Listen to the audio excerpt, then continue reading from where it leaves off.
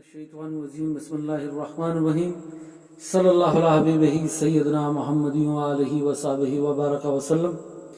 या अल्लाह अपने सिर्फ नूर और सिर्फ अलीम से मदद फरमा ताकि अर्ज़ कर सकूँ।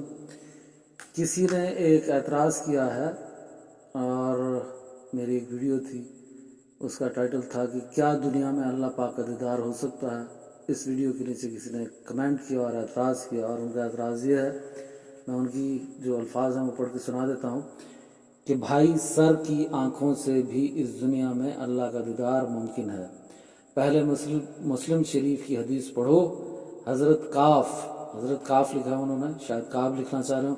हज़रत काफ रज़ी अल्लाह अन्हु फरमाते हैं कि रसूल सल्लल्लाहु अलैहि वसल्लम ने जैसे ही मेरे सीने पर हाथ मारा कि मैंने अल्लाह का दीदार किया, और उन्होंने इस हदीस का कोई रेफरेंस, कोई हवाला नहीं दिया।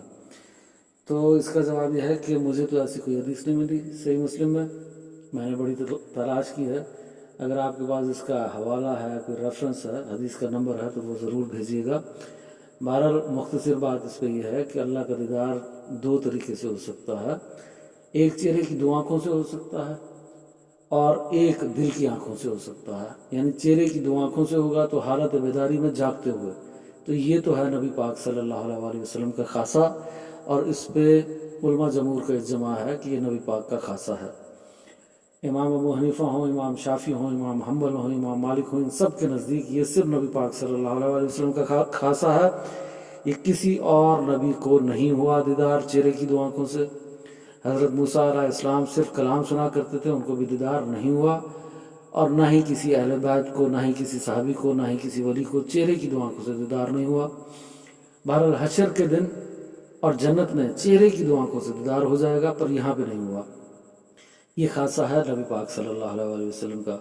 और जब किसी खासे को साबित करना हो, किसी खसूसियत को साबित करना हो, तो उसके लिए भी दलील की ज़रूरत होती है, और जब किसी खासे को रिजेक्ट करना हो तो उसके लिए भी दलील की ज़रूरत होती है। तो अगर आप इस खासे को रिजेक्ट करना चाहते हैं और ये कहना चाहते हैं कि ये उम्मतियों को भी हो सकता है, तो आपको दलील पेश करनी होगी। और दूसरी बात इसमें यह है कि इसके मुकाबले में कुरान की वाज़ेह आयत है। अगर थोड़ी देर के लिए मान लिया जाए कि सही मुस्लिम में वाकई कोई ऐसी हदीस होगी, तो वो हदीस अगर इस आयत से टकरा रही है तो पहले तदबीक करने की कोशिश की जाएगी। और तदबीक का मानी ये होता है कि उस हदीस का ऐसा मानी और मफहूम बयान किया जाएगा, ऐसी तशरीह बयान की जाएगी जिससे उसका कुरान से टकराव ख़त्म हो जाए। पर अगर तदबीक के बावजूद भी उस हदीस का टकराव कुरान से ख़त्म ना हो, तो उस हदीस को छोड़ना होगा, चाहे वो सही दर्जे की क्यों ना हो। तो इस असूल को याद रखें कि पहला दर्जा कुरान का है, फिर सुन्नत का है, फिर हदीस का है, फिर बाद में आइम्मा के और उलमा के अकवाल का है। तो अगर कोई कौल हदीस से टकराएगा तो उस कौल को छोड़ दिया जाएगा, और अगर कोई हदीस कुरान की आयत से टकराएगी तो उस हदीस की पहले तदबीक करने की कोशिश की जाएगी। अगर वो तदबीक के बाद भी टकराव बाकी है तो उस हदीस को भी छोड़ दिया जाएगा। हर हदीस को नहीं, सिर्फ उस हदीस को छोड़ दिया जाएगा। मैं अर्ज़ कर रहा था कि अल्लाह का दीदार इस दुनिया में दो सूरतों में हो सकता है। एक चेहरे की दो आँखों से, यानी हालत बेदारी में जागते हुए, और ये सिर्फ नबी पाक सल्लल्लाहु अलैहि वसल्लम की खसूसियत है, किसी और की नहीं है। और इस पे भी उलमा जमूर का इज्मा है कि अगर कोई शख्स ये कहे कि उसको, या वो अपने लिए साबित करे या किसी और के लिए साबित करे कि किसी को अल्लाह का दीदार हुआ चेहरे की दो आँखों से, तो ये कुफर है, वो दायरा इस्लाम से खारिज हो जाएगा। चाहे वो अपने लिए साबित करे, चाहे किसी और के लिए साबित करे। बाकी रहा कल्बी दीदार, जिसको कहते हैं ख्वाब में दीदार, तो वो अम्बिया के लिए भी साबित है, अहले बैत के लिए भी साबित है, और ये अल्लाह के लिए भी साबित है, इमाम अबू हनीफा के लिए भी साबित है, इमाम हम्बल के लिए भी साबित है, इमाम गज़ाली के लिए भी साबित है, और बहुत से मज़ीद जो उलमा हक़ औलिया अल्लाह हैं उनके लिए भी साबित है। बात को साबित करते हैं कुरान की आयत से। सूरतुल अराफ में है ये आयत, और इस आयत का नंबर है 143। सूरतुल अराफ, ये सूरत का नंबर है 7 और आयत नंबर है 143। और इसमें क्या अल्लाह पाक फरमा रहा है, और जब मूसा अलैहिस्सलाम हमारे मुकर्रर करदा वक्त पर हाजिर हुआ और उसके रब ने उससे कलाम फरमाया, तो कलाम रबानी की लज्जत पाकर दीदार का आरजूमंद हुआ और अर्ज़ करने लगा, ऐ मेरे रब, मुझे अपना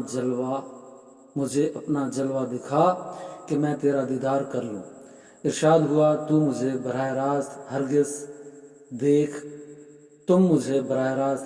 دیکھ نہ سکو گے مگر پہاڑ کی طرف نگاہ کرو پس اگر وہ اپنی جگہ ٹھہرا رہا تو ان قریب تم میرا جلوہ کر لو گے۔ پھر جب اس کے رب نے پہاڑ پر اپنے حسن کا جلوہ فرمایا تو شدت انوار سے اسے ریزہ ریزہ کر دیا اور موسیٰ علیہ السلام بے ہوش ہو کر گر پڑا۔ پھر جب اسے افاقہ ہوا تو عرض کیا تیری ذات پاک ہے، میں تیری بارگاہ میں توبہ کرتا ہوں اور میں سب سے پہلے ایمان لانے والا ہوں۔ یہ سورۃ الاعراف کی آیت نمبر 143 میں نے آپ کے سامنے پڑھی ہے۔ اب اس آیت میں وضاحت سے بیان ہو رہا ہے کہ حضرت موسیٰ علیہ السلام کو بھی چہرے کی دو آنکھوں سے اللہ کا دیدار نہیں ہو سکتا اس دنیا میں، کیونکہ اللہ نے ان میں یہ صلاحیت نہیں رکھی۔ اللہ نے یہ نہیں فرمایا اس آیت میں کہ میں دیدار نہیں کرا سکتا، بلکہ یہ کہ آپ میں یہ صلاحیت موجود نہیں ہے۔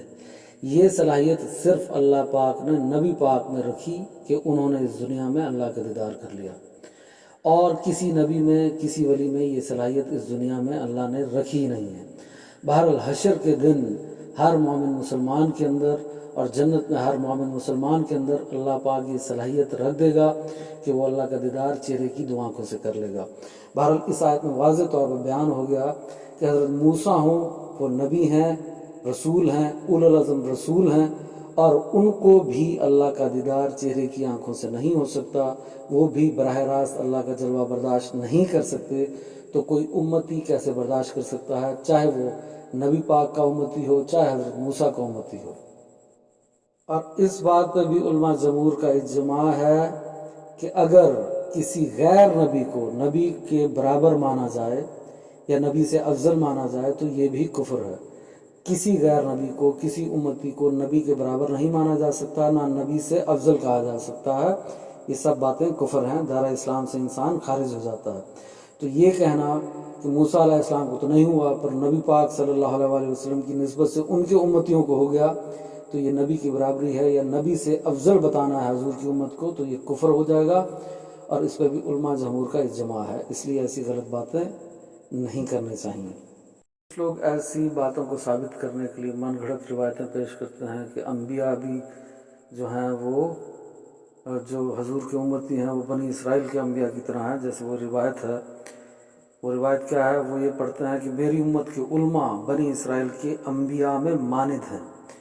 یہ دارالعلوم دیوبند سے فتویٰ لیا گیا ہے کہ اس حدیث کا آپ بتائیں، تو وہ کہہ رہے ہیں، سوال پوچھا جا رہا ہے کہ میری امت کے علماء بنی اسرائیل کے انبیاء میں مانند ہیں، یعنی کیا انبیاء کی طرح ہیں، انبیاء کی مثال ہے، کیا یہ حدیث صحیح ہے، وضاحت فرمائیے۔ تو آگے سے دارالعلوم دیوبند والے کیا فتویٰ دے رہے ہیں، یہ روایت بے اصل ہے، کسی معتبر کتاب میں یہ روایت موجود نہیں ہے۔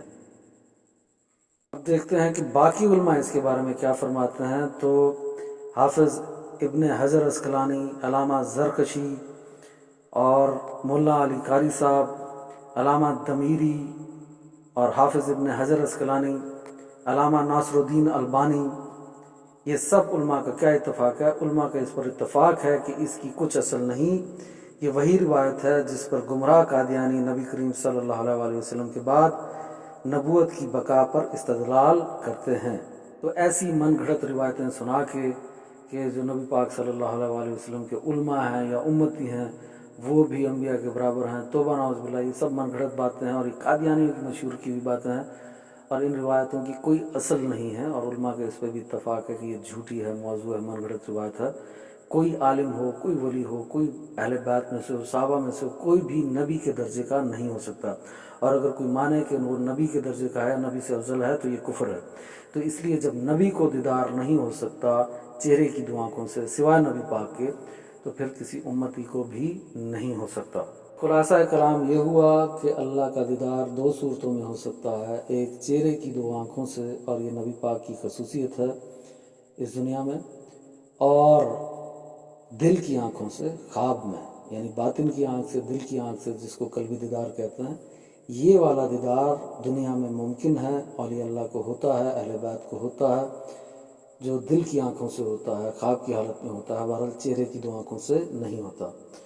تک جو بھی باتیں میں نے عرض کی ہیں اس میں جو بھی حق ہے اللہ اس کو سمجھنے کی توفیق عطا فرمائے، آمین۔